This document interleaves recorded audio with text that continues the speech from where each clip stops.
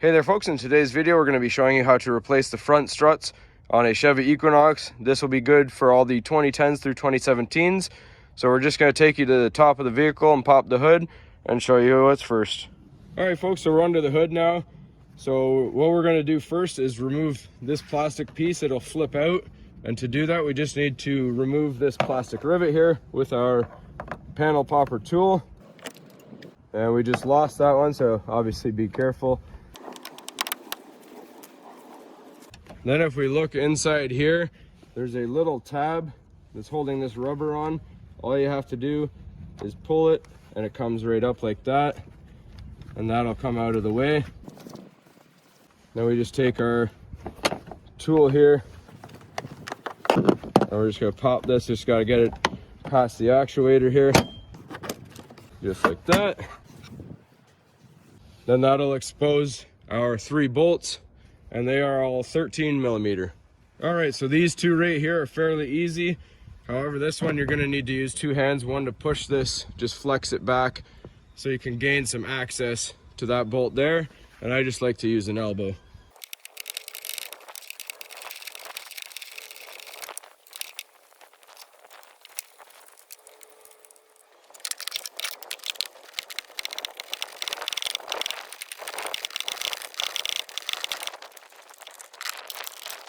All right, and it comes in handy if you have your panel popper there. All right, so our next step is to take off these 2 21mm nuts. You can use an impact wrench. If you don't have one, it will work with a ratchet. You just have to have a little more effort. And then I like to just screw these back on, not all the way, and we're just gonna hit it with a hammer to punch these bolts out the other way. And actually, before we do that, we're just gonna take off this 13mm screw right here. All right, so we're just gonna get this bracket off here that's holding on the brake lines and all that. Just be very careful if you are just putting this bolt back on, because it is very delicate and they do snap fairly easy. All right, and we're just gonna set that aside. Just gonna pull it forward. Be careful, especially we're doing this in winter, so you don't want to break this line. It's very brittle. So now to hammer these out is the next step.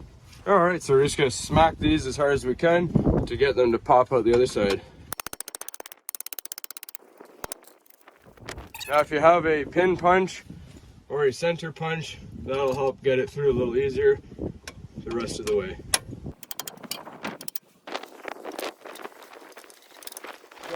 Last thing we need to get off that we almost forgot is our stabilizer link, the top bolt. This one's a 17mm, but these are aftermarket. I'm not actually sure what they were stock, but just grab a socket and find one that fits.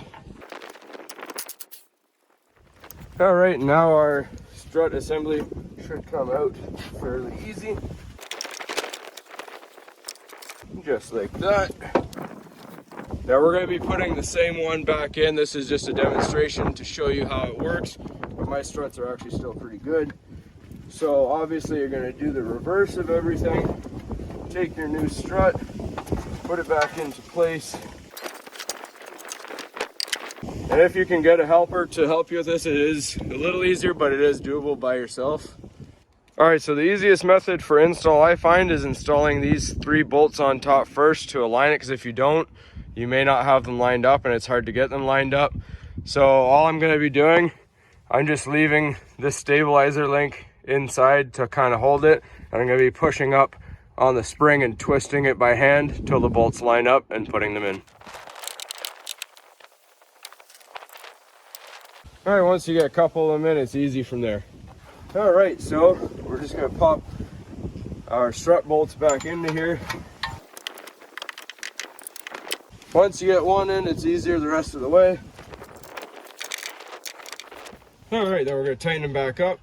And the good thing about an impact wrench is it'll actually pull that the rest of the way if you can't get it in with the hammer. All right, next we're gonna put our bracket back on with that 13mm bolt. Now I'm just gonna go nice and snug, hand tight on this one. All right, next we put our stabilizer link back in.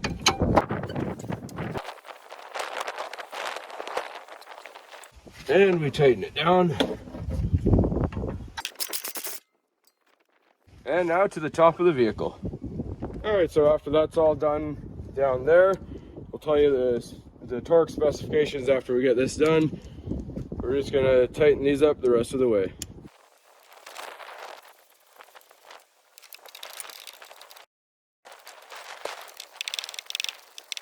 All right, so we just did these really snug, hand tight. Make sure they're nice and super tight. I can't get my torque wrench in there because it's too big. So next step, we're going to put our cover back on, pop in our retaining clips, and then pull our rubber grommet back over. And if you didn't lose your plastic rivet, like I did, just put it back in there. We'll get the rest of that later off camera. All right, so we're just gonna go over the torque specifications. I'm gonna torque everything off camera to save us some time. Now, if you can get your torque wrench in here at the angles that you need, it's 18 foot-pounds of torque for all 3 bolts here. And when we look under here, we have our stabilizer link bolt goes to 63 foot-pounds. These 2 bolts go to 137 foot-pounds. And then our bracket bolt right here goes to 38 foot-pounds.